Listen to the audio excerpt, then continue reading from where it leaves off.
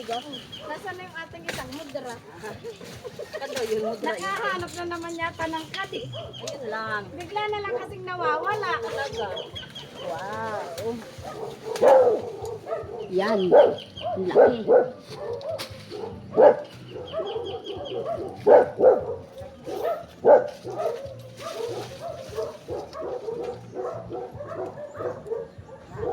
Sinunta ko lang ng asin sa taas. Akala ko may nakatagpo ka na dun sa tas, bigla ka na lang nawawala eh.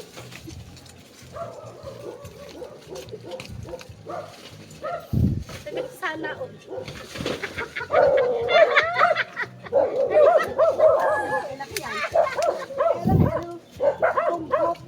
Ate Kone, tingin ka nga muna. Sana ganun. Sana all. Kaso ganito lang eh. Sana all. Aba. Sabi na naman. Talagay pala maliit. Ang problema dyan. Mga problema.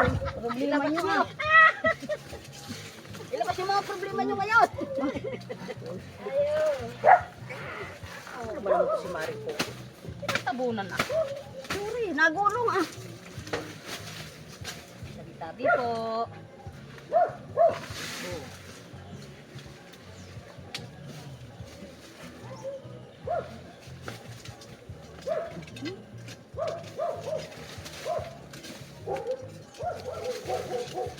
Pag mayroon naman hindi makuha dyan, makikita sa isang tao pag umulan yan. Tumo yan. Yan. Oo. Ito nga mga ano na lang. Dati tanim niya ang nakalagay dito. Eh nung mag-alaga nga ako ng manok, ayan na. Bahala na.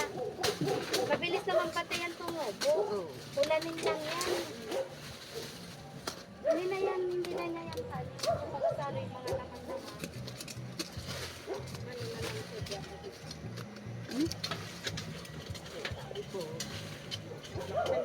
Lahat ng lubog mo.